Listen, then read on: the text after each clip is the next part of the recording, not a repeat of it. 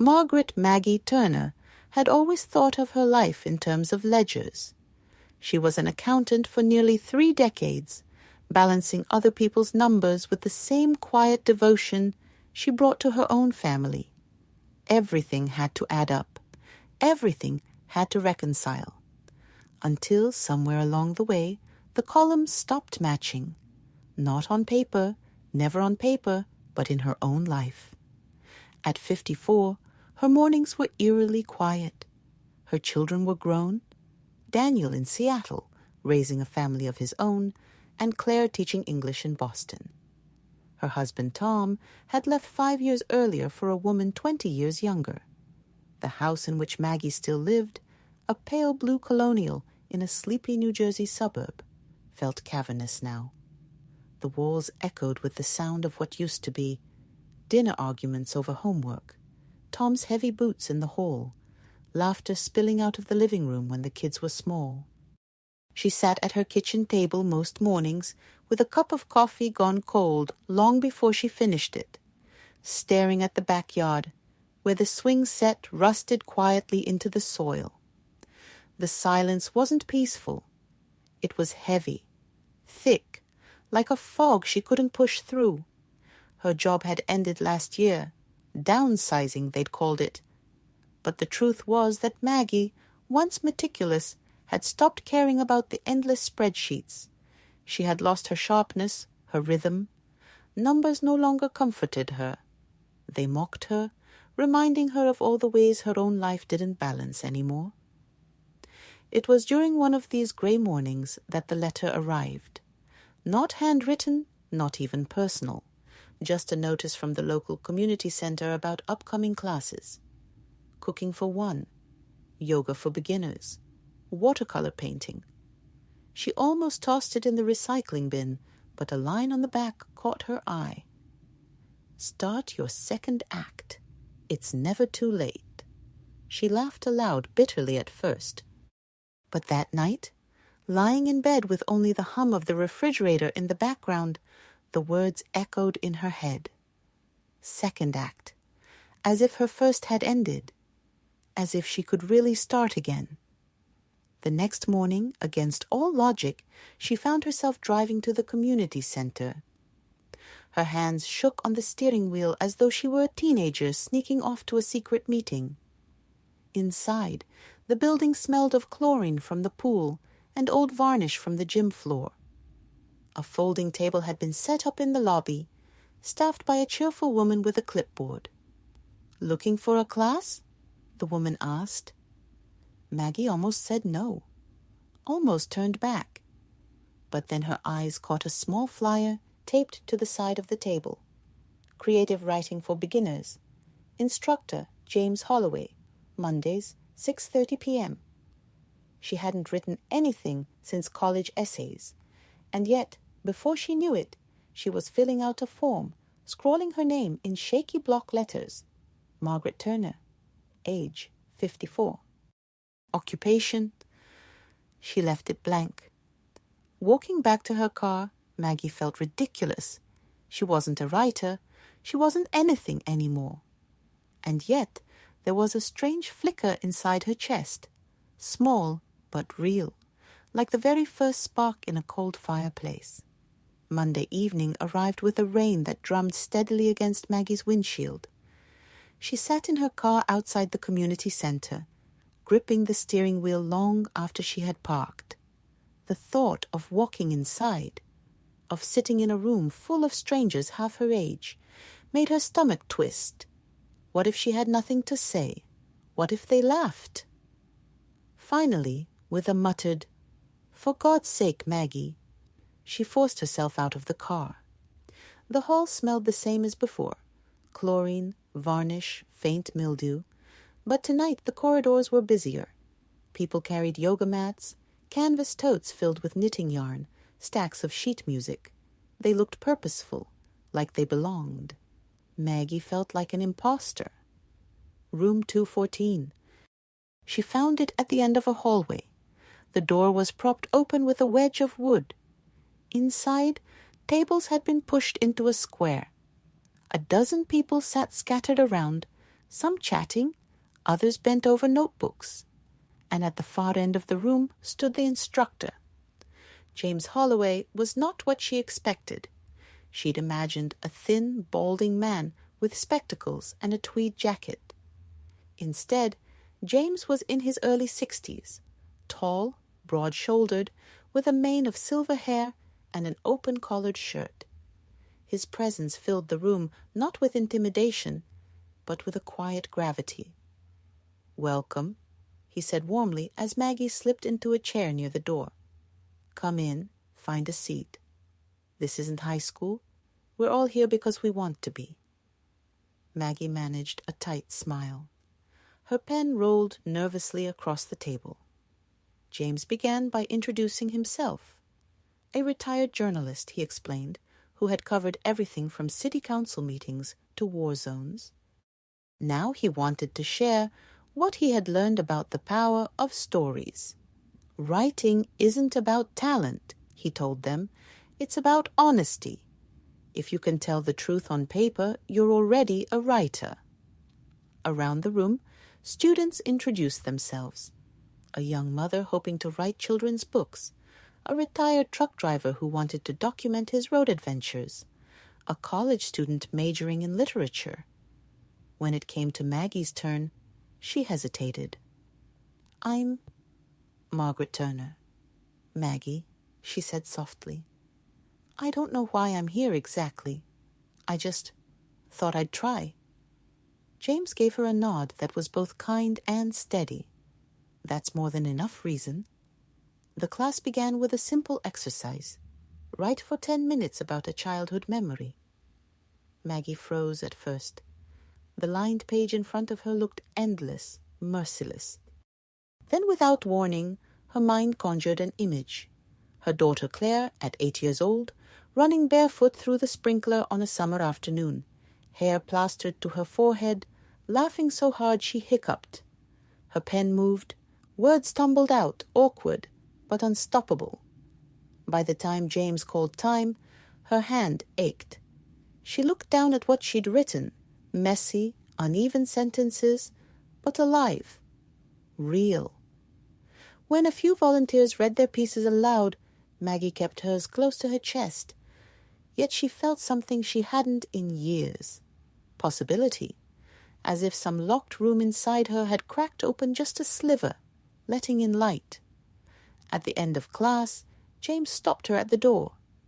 "First time writing?" he asked, his eyes kind. She nodded. "You've got a voice. Don't doubt it. Keep showing up." Driving home through the rain, Maggie realized she was humming. She couldn't remember the last time she'd done that. The following week, Maggie arrived at class 10 minutes early. The nervousness was still there, but beneath it, a fragile thread of anticipation had taken root. She carried a new notebook. A foolish purchase, perhaps, but the act of buying it had made her feel like she was staking a claim on something new. James greeted her with the same warmth, his presence steady, unhurried. Other students filed in, laughing and trading stories about their week. Maggie sat quietly, her fingers tracing the embossed cover of her notebook. She wasn't ready to call herself a writer, but she no longer felt like an intruder. That evening's exercise was about dialogue. James explained the rhythm of speech, the way pauses carried meaning, the silence between words often louder than the words themselves. "People reveal themselves when they talk," he said, "but more importantly, when they don't." Maggie thought about her marriage, about years of dinners eaten in silence, about Tom's increasingly evasive phone calls before he left. She remembered the moment she stopped asking questions, afraid of the answers. Her pen trembled as she began to write a scene between a husband and wife at a dinner table, every unspoken word pressing down like a weight. When James asked for volunteers, Maggie surprised herself. She raised her hand. Her voice quivered as she read, but the room was quiet, attentive. When she finished, James smiled. That, he said simply, was honest. The compliment filled her with a warmth she hadn't felt in years. As she drove home, she caught her reflection in the rearview mirror. There was a light in her eyes she barely recognized. Not youth, not anymore, but something just as precious. Possibility. By the third class, Maggie was no longer sitting near the door. She chose a seat closer to the center, where she could see everyone's faces. She even found herself chatting with the retired truck driver, Frank, who had a laugh like gravel, but a heart full of stories. There was also Linda, a nurse nearing 60, who confessed that she wrote poetry in secret for decades. Maggie listened, encouraged, and realized she wasn't alone in searching for something more. At night, Maggie began writing at her kitchen table. Just small things, memories of her children, moments from her own childhood, fleeting impressions of neighbors or strangers on the bus. She wrote until the words blurred, until she fell asleep, with the pen still in her hand. Her house, once suffocating in its silence, now seemed to hum with the sound of her scratching pen. It was as though the walls were listening. One evening, she found herself writing not about the past, but about a character. A woman, middle-aged, standing at a crossroads in her life. The woman had Maggie's gray hair, but carried herself with a strength Maggie longed to claim. She named her character Eleanor. Eleanor spoke truths Maggie could not yet speak aloud. She demanded more from life. She demanded to be seen. Maggie closed the notebook that night with a trembling hand. She had not expected this, to find herself hidden in fiction. Yet Eleanor lingered in her thoughts the next morning, her voice insistent. For the first time in years, Maggie woke up eager for the day ahead. It was late November when James gave them their first real assignment. Write a short story. Don't worry about length, he said. Worry about truth. Give me something that matters to you. Maggie spent days circling the task. She wrote scraps of dialogue, fragments of scenes. Nothing fit. Nothing felt like a story. She considered giving up. But one night, after a phone call with Claire that ended too quickly, Maggie sat at her table and whispered, "What would Eleanor do?" The answer came fast. Eleanor would not sit quietly while her daughter drifted away. She would not accept silence as love. She would fight. Maggie wrote furiously, pouring her longing and frustration into Eleanor's voice. The story unfolded in bursts, jagged but alive, filled with raw edges Maggie had never allowed herself to show. When she read it aloud the following Monday, her hands trembled so badly she could barely hold the paper. But as her words filled the room, the trembling eased. The class listened, rapt. When she finished, the silence was deep, respectful. James's eyes shone. "That," he said softly, "is the beginning of something." After class, as students filtered out, James lingered by her side. "You've got a gift, Maggie. Don't doubt it." She shook her head, laughing nervously. "I'm too old to start chasing dreams." James smiled gently. "Nonsense. Some of the best writers in history didn't begin until later. Your second act is yours to claim. Don't let anyone tell you otherwise." The words struck deep. On the drive home, Maggie whispered them to herself like a mantra. Yours to claim. For years, she had lived in the shadow of lost marriage, lost career, lost purpose. But maybe, just maybe, she could choose something new. That night, she sat in her living room with the lights off, a single lamp casting a pool of light over her notebook. She began to write again, not just a story, but a promise to herself that she would not fade quietly into the background, that she would be more than the sum of her regrets. The pen moved across the page, steady now. Maggie didn't know where this journey would take her, but for the first time in years, she was no longer afraid of the blank space ahead. She welcomed it. She claimed it. By December, Maggie's evenings had taken on a rhythm. Mondays were sacred, writing class. The rest of the week, she carved out stolen hours at her kitchen table. She no longer turned on the television for background noise. Instead, the scratch of her pen filled the room. Even her cat, an aging tabby named Willow, seemed to approve, curling up beside her notebooks as if guarding their fragile beginnings. Her children noticed the change. Daniel called one night, surprised to find his mother sounding bright, energetic. "You're up late, Mom," he teased. Maggie smiled into the phone. "I've been writing," she confessed. He chuckled, not unkindly. "Writing? That's unexpected. Good for you." Claire was more skeptical. "Just don't get your hopes up, Mom," she warned. "Lots of people dabble in writing classes. It doesn't mean anything." The words stung, but Maggie swallowed them. Claire was busy, burdened. She couldn't expect her daughter to understand. Not yet. In class, Maggie found herself drawn more and more into conversations with James. He had a way of listening that made her feel as though her words carried weight. When she doubted herself, he countered gently, always pushing her to dig deeper. "You've lived, Maggie," he told her. "That's your strength. Young writers imagine life. You've walked through it." The idea startled her. For so long, she had thought of her years as a burden, something that set her apart in the worst way. But now, perhaps, they were her raw material. The first snow of winter arrived one evening as class let out. Maggie and James walked together to the parking lot, their breath rising in white clouds. Snowflakes dusted James's hair like ash. "You ever think about publishing?" he asked suddenly. Maggie laughed. "Me? No, I've barely written a dozen pages." "Pages can become chapters. Chapters can become books. Don't close the door too soon."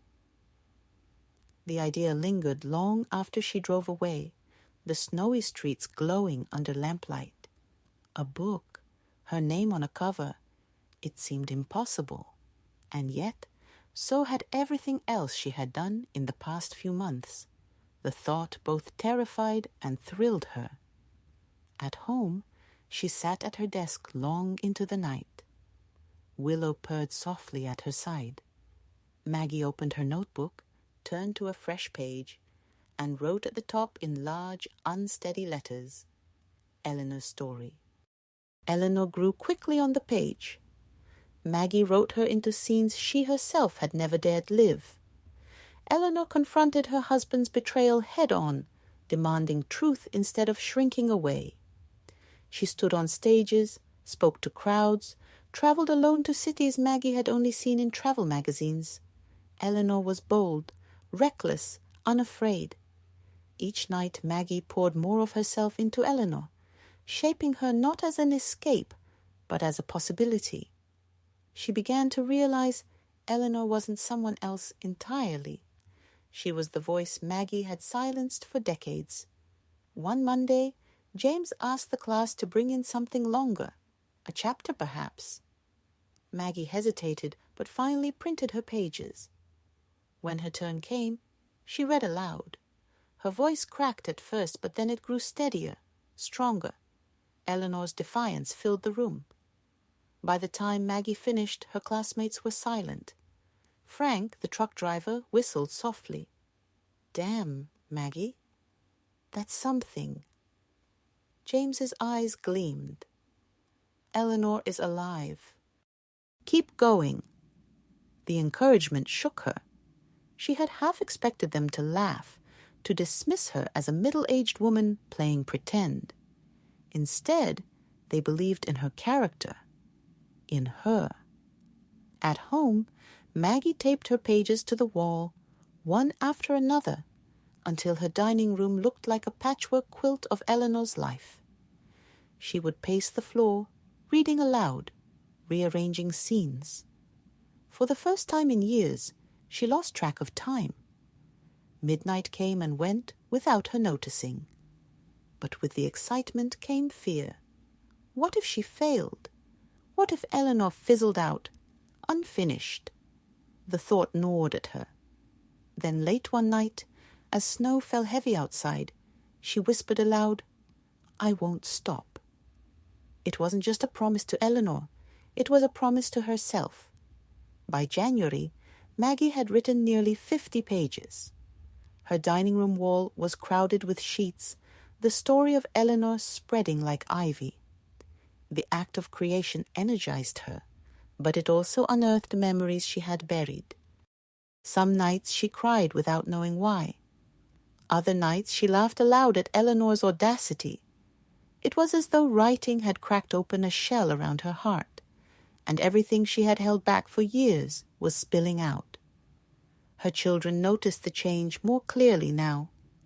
Daniel encouraged her with cautious pride, asking to read a page or two.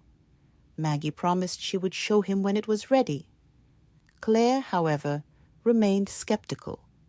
On a phone call one evening, she sighed audibly. "Mom, it's great you have a hobby, but don't forget reality. Writing won't pay the bills. It won't fix loneliness." Maggie clenched her jaw, but said nothing. After the call, she sat at her table and wrote a scene in which Eleanor stood up to her dismissive daughter, demanding to be seen not as an aging woman, but as a human being with fire still burning inside her. When she finished, Maggie's hands shook. The words were hers as much as Eleanor's. In class, James noticed her intensity. After one session, he asked quietly, "Everything all right, Maggie?" She considered brushing it off, but something in his gaze patient, steady made her admit the truth. "My daughter thinks I'm wasting my time." James smiled gently. Children often struggle to see their parents outside the roles they've always known, but this... He tapped the stack of pages in her hands. "This is real. It's yours. Don't let anyone take it away." The reassurance steadied her. That night, Maggie returned home and wrote until dawn. The story demanded it. Eleanor demanded it. In February, James announced that the community center would host a small showcase. Students could read excerpts of their work to friends, family, and the public. The idea terrified Maggie. Speaking in front of a classroom was one thing. Standing before a room full of strangers was another. For days she debated backing out. What if her children came? What if they laughed? But when she imagined Eleanor shrinking from the challenge, she knew she couldn't. Eleanor would face it. So Maggie would too. On the night of the showcase, the center's auditorium buzzed with nervous energy. Dozens of folding chairs filled the room. Maggie's hands shook as she clutched her pages. Her turn came after Frank, whose booming voice carried a story about truck stops and midnight highways that had the audience chuckling. Maggie walked to the podium, knees weak. She unfolded her paper and began to read. At first her voice quavered, but then Eleanor's words took over. The defiance, the hunger for life, the refusal to fade quietly. Maggie spoke them as though they were etched into her own bones. The room fell silent. Every eye was on her. When she finished, the applause startled her. It wasn't polite, obligatory applause. It was genuine, warm, lasting. Maggie's chest ached with something she hadn't felt in years. Pride. Afterwards, strangers approached to thank her. Linda hugged her tightly. Frank clapped her on the back. And James, eyes shining, said simply, "See? Your voice matters."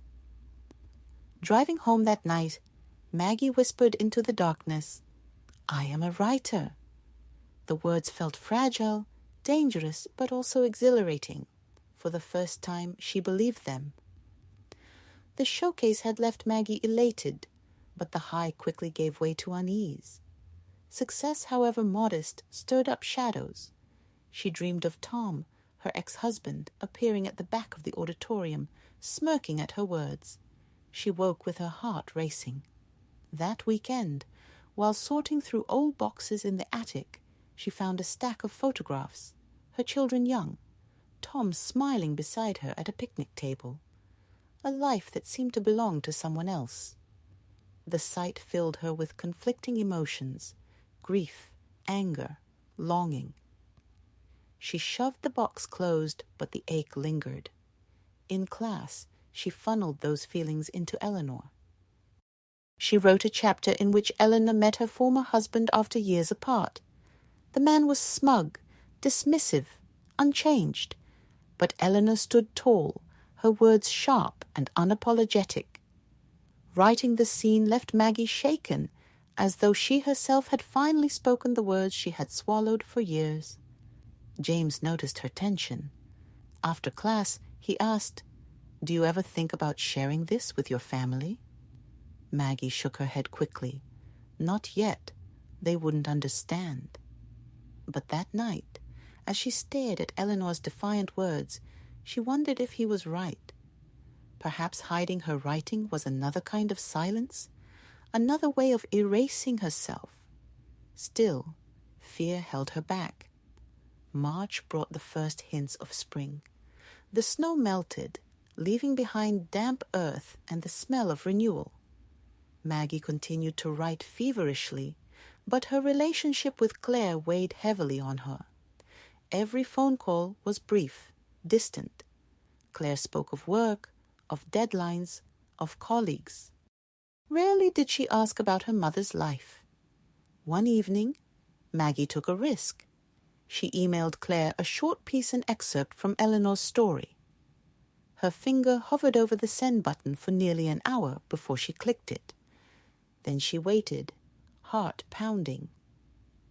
2 days passed before a reply came. Maggie opened the message with shaking hands. Claire had written only a few sentences. "I read it. I didn't know you could write like that. It felt real. I cried. Thank you."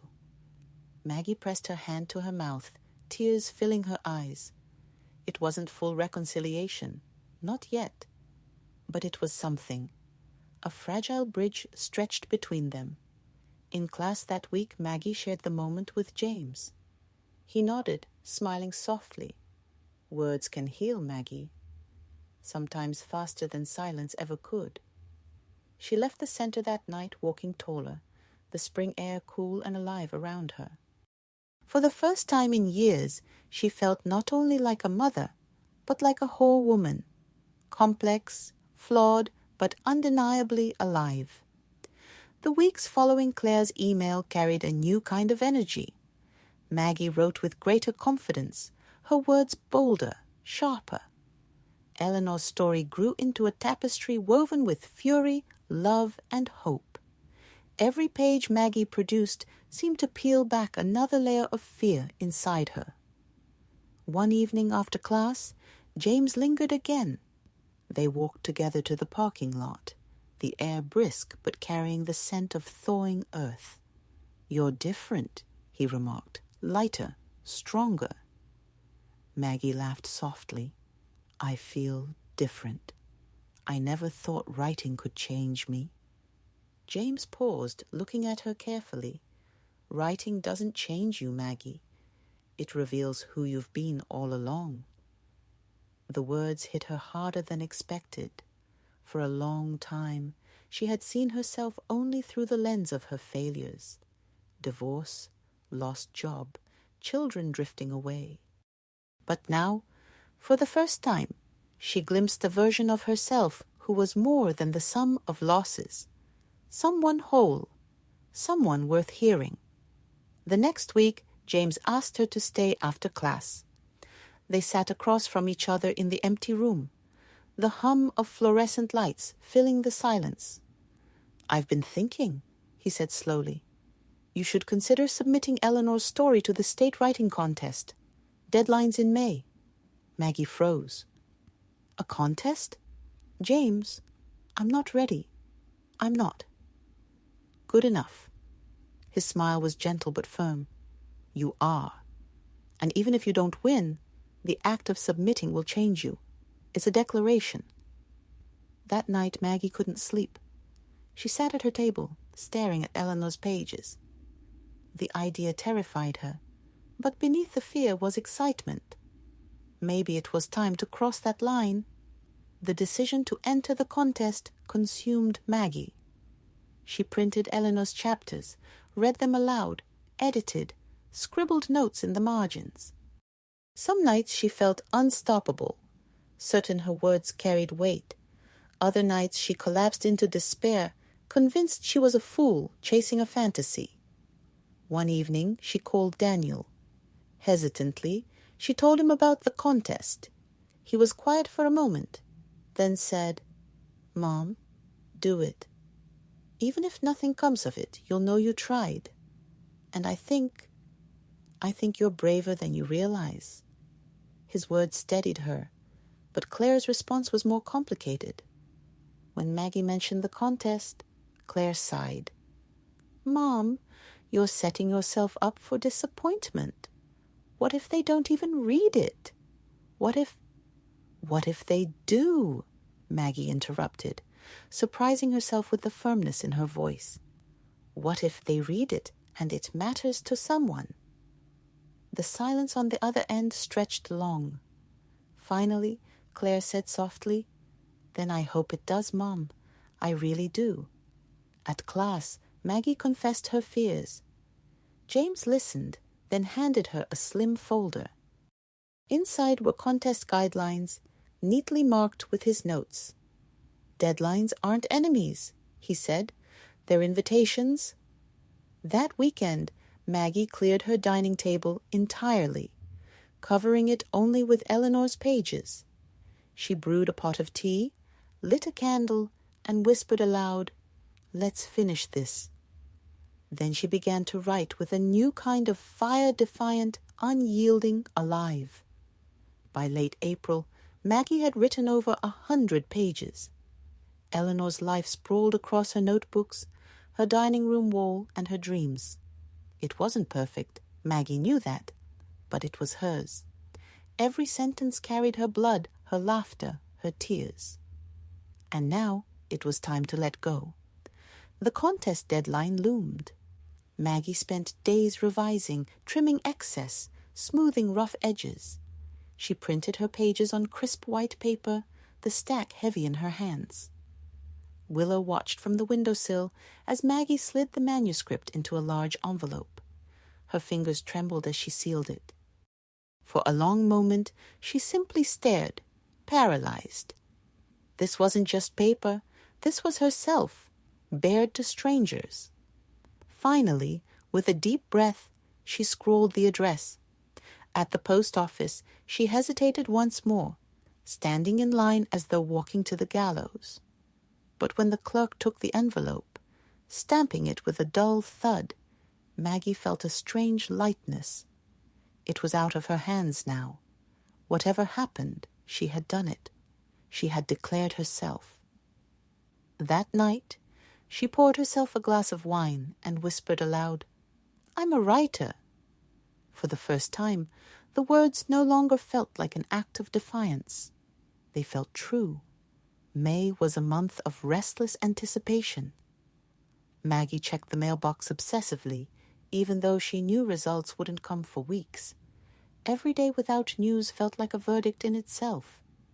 She tried to keep writing, but the words came haltingly, trapped beneath the weight of waiting. Claire called more often now, asking about the contest, about her mother's writing. Her tone was softer, more curious. One evening she admitted, "I've been telling my friends about you, about how you're writing a book." Maggie's throat tightened. For years she had felt invisible to her daughter. Now, for the first time, she felt seen. Daniel, too, grew more engaged. He sent her articles about late-blooming authors, stories of writers who published their first books in their 50s or 60s. "See," he told her over the phone, "you're in good company." Still, doubts gnawed at her. Some nights she lay awake imagining rejection letters, judges scoffing at her work. But then she would glance at her wall of pages and remember the applause at the showcase, the spark in James's eyes. Those things were real. Whatever came next, she had already changed. On a warm evening near the end of May, Maggie walked through her neighborhood, the scent of lilacs heavy in the air. She thought about the woman she had been a year ago, silent, resigned, fading. And she thought about who she was, now uncertain. Yes, but alive, moving, becoming. For the first time, she realized the contest results didn't matter as much as she thought. She had already won something greater, herself. The letter arrived on a quiet June morning. Maggie found it wedged between a grocery flyer and an electric bill. Her hands shook as she tore it open, heart pounding so loudly she could barely read the words. She hadn't won.